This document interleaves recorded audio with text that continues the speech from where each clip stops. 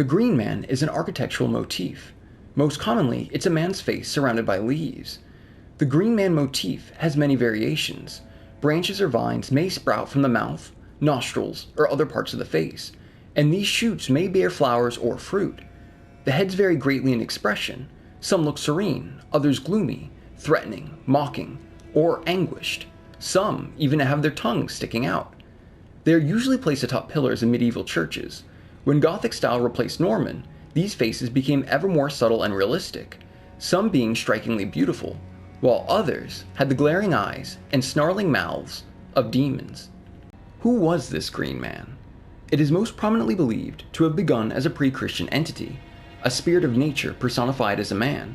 His earliest images have been dated long before the coming of Christian religion, depictions dating back before the days of the Roman Empire, interpreted as a symbol of rebirth, or seasonal renewal, representing the cycle of new growth that occurs every spring. This association stems from the pre-Christian notion that man was born from nature, as evidenced by various mythological accounts of the way in which the world began, and the idea that man is directly tied to the fate of nature. The Green Man's other important affiliation is that of death and of endings. A fair amount of images of the Green Man have been found on graves, his face an empty skull rather than that of a flourishing man, once again made out of, or exploding with, greenery. Though there is no physical face, archaeologists and art historians have expressed widespread belief that this is just another mask of the Green Man, linked through the cycle of life.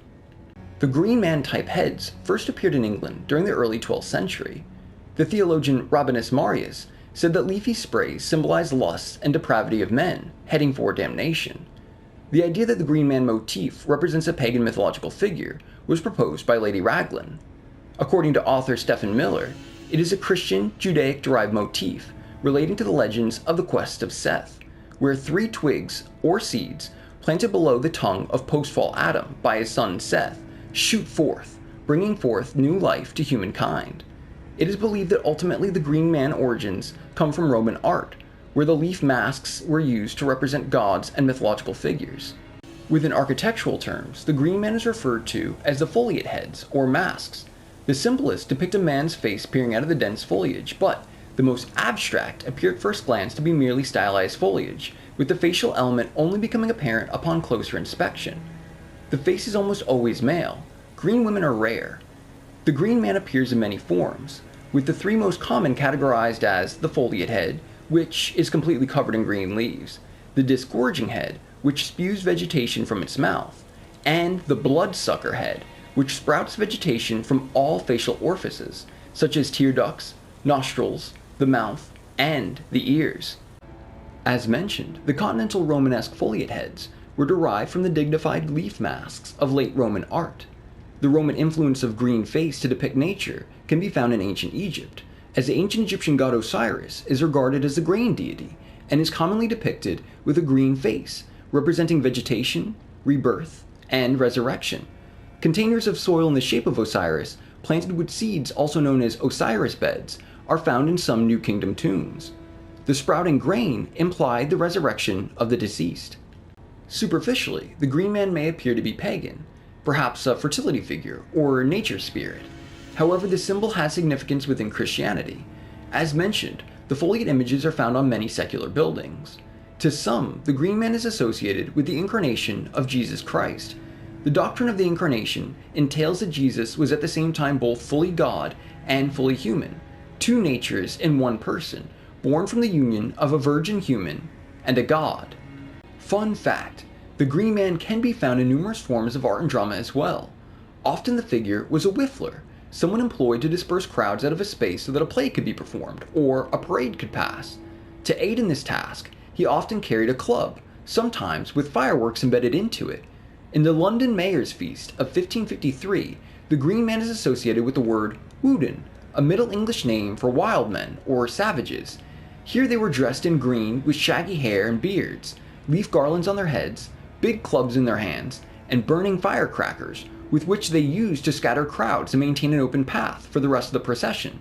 The Green Man in references shown here is a combination of vegetation, wildness, and the intellect of humanity, a melding of society and wilderness. Within the lands between, there's a demigod known as Lord Miquella, the Unalloyed. He is an Empyrean, born with the curse of eternal youth, being trapped in the body of a child. After his realization that the Golden Order was unable to cure both his curse and that of his twin sisters, he turned to his own solution by creating the Haligtree. The Haligtree was made to allow Miquella to grow to his adult form. Its creation was planted as a sapling, and he watered it with his own blood. He hoped that his Empyrean blood would be enough to create a new Erd tree that would be powerful enough to change the fate of the lands between.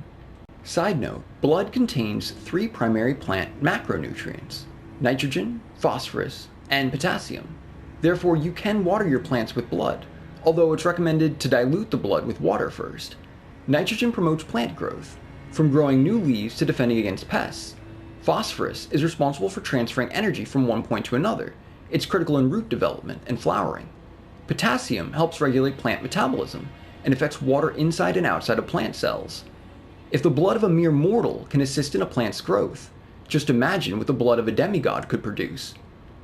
Miquella's Haligtree became a place of worship for the demigod, as many creatures and soldiers, fit with unalloyed golden armor, protected the tree and its roots. Though it's unclear whether these guardians chose to protect the Haligtree on their own accord.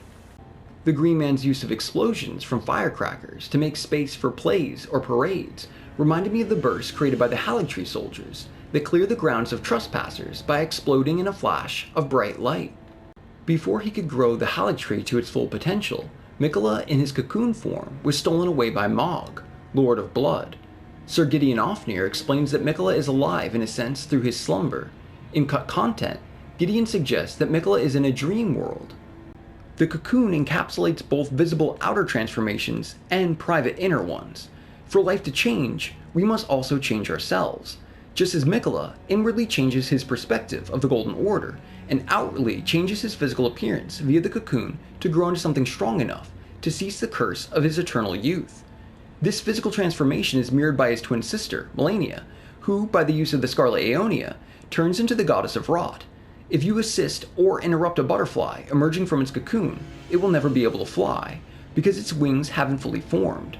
This act is essentially what Mog does to Miquella, by prematurely removing him from the Haligtree and trying to make him emerge through force, out of Mog's own desire for power. As mentioned, the ancient Egyptian god Osiris is regarded as the grain deity, just as Miquella in cut content is related to abundance, and is thought to be the character pictured in the DLC Shadow of the Erdtree, surrounded by a field of harvestable wheat, a clear sign of abundance. Miquella's great rune in cut content is known as the Rune of Abundance. Also found within cut content, it connects Miquella to Saint Trina, Saint of Slumber. Both Miquella and his alternative dream form of Saint Trina have a connection to nature in the form of lilies. The Egyptian water lily, also known as the white Egyptian lotus, was a symbol of creation. This connection to nature reminded me of how the Green Man is also a symbol of nature. Miquella is also symbolized by the image of the owl. Most owls are nocturnal, meaning they sleep during the day and hunt for food at night. Saint Trina is associated with slumber, and cut content reveals Saint Trina's crystal ball, which would have been used to collect slumber fog from sleeping enemies.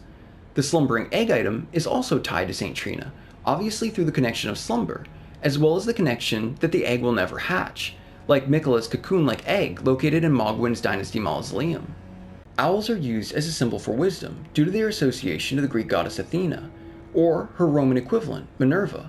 Melania tells us that Miquella possesses the wisdom of a god. We can find an owl engraved into the wall and in the Elphael, the structure that supports the Haligtree. A common theme of the Green Man is that of death and rebirth. Meanwhile, Miquella is attempting to find a proper death for his half-brother Godwin. Godwin's death, due to the Night of the Black Knives, was incomplete, and Miquella seems to be utilizing the power of the eclipse to honor him with a true death. As stated earlier, to some, the Green Man was associated with the incarnation of Jesus, and like Jesus, Miquella blessed the low and the meek, making the Haligtree a sanctuary for those despised by society, such as the Albernurics and lesser kindred of rot. The Haligtree can be seen as a chosen land, inhabited by many unwanted races. Let's focus quickly on this misbegotten. Here, we find it absorbed in prayer.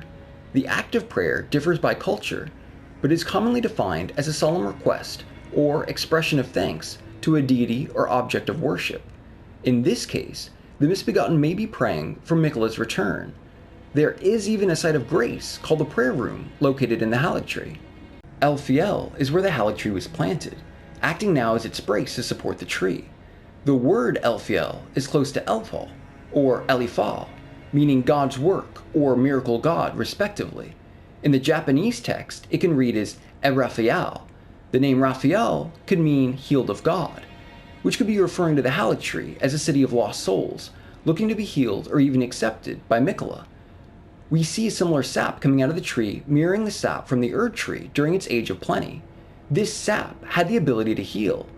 The original purpose of the Haligtree was to heal both the curses that afflicted the twins, that of eternal youth and internal rot. Within the architecture of the Elphael, there are many foliate heads mentioned earlier, showing a clear connection of the Green Man to Lord Miquella. As an Empyrean, Miquella was chosen by his two fingers as a possible candidate to succeed Queen Marika as the new god of a coming age. A new coming age shows the transition of time, which can be represented by the changing of seasons.